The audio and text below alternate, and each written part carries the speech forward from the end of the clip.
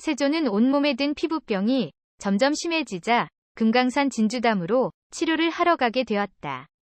진주담의 물은 여름에는 시원하고 가을, 겨울에는 따뜻하여 그 물에 목욕을 하면 피부병이 완치된다는 소문이 있었다.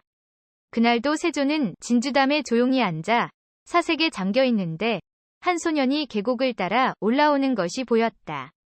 이윽고 진주담까지 올라온 소년은 명상에 잠겨 있는 세조 앞에 멈춰 섰다. 웬 소년인고? 세조가 묻자 소년이 빙그레 웃었다. 난 문수보살이요. 그렇게 말하는 소년의 뒤로 둥근 후광이 무지개처럼 드리워 있었다. 세조는 깜짝 놀라 일어나 큰 절을 올렸다. 내 그대가 참회하는 소리를 여러 번 들었소.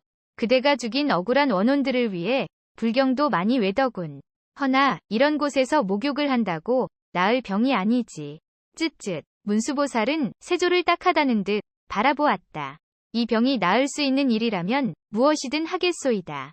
방법을 가르쳐 주시오. 문수보살이 말이 없자 세조는 마음이 다급해졌다. 그리 서 계시지만 말고 방법을 알려주시오.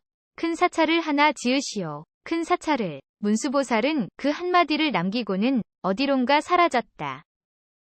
세조는 멍하니 앉아있다가 이내 정신을 차렸다. 문수보살의 말처럼 큰 사찰을 지어야겠구나. 그것만이 내가 살 수 있는 길이다. 왜 진작 그 생각을 못했을꼬? 조선의 이념은 유교의 바탕을 두고 있었기에 당시만 해도 불교가 그리 흥하지 못했다. 비록 세조가 천수경을 외우며 불교에 의존하고 있었으나 그것은 한나라의 임금으로서 불교를 신봉한다기보다 어디까지나 한 개인의 일에 불과했다.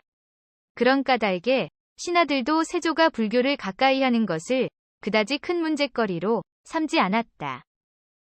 진주담에서 내려와 숙소로 돌아온 세조의 귀에 또다시 문수보살의 목소리가 들렸다. 임금이 되어보니 그리 좋은가? 깜짝 놀란 세조가 주위를 살펴보니 아무도 없었다. 조카를 죽이면서까지 얻은 임금의 자리가 어떠한가 말이다. 문수보살의 목소리가 여전히 들려왔다. 이 몸이 어리석고 어리석어 그 같은 천륜을 범하는 큰 죄를 지었사옵니다. 잘못하였소이다. 내가 잘못하였소이다. 세조는 자리에 엎드려 흐느꼈다. 쯧쯧. 그것이 어찌 그대 혼자만의 잘못이겠소. 그대를 보필하는 신하들이 자신들의 욕심을 앞세워 그리 된 것이지. 허나 그렇다고 그대에게 죄가 없는 것은 아니지. 어찌되었든 그들과 동조를 하였으니 그 죄과는 치러야 하지 않겠는가? 한시 앞뒤 큰 사찰을 지어 참회하도록 하시게. 문수보살의 목소리는 그 뒤에도 여러 번 세조의 귓전을 울렸다. 그래, 당장 궐로 돌아가 큰 사찰을 지어야겠다. 세조는 그 길로 금강산에서 돌아와 전국에 포고령을 내렸다. 지금부터 전국에 수많은 사찰을 신축토록 하라.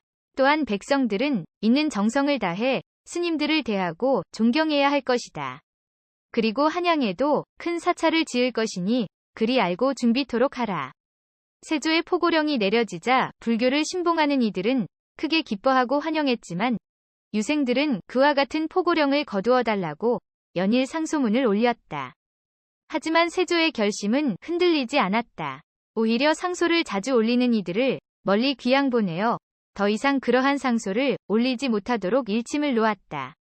그런데 사찰 신축이 본 궤도에 오르면서부터 세조의 피부병이 점차 회복되어 갔다. 병이 조금씩 나아가자 세조는 사찰 신축에 더욱 심혈을 기울였다.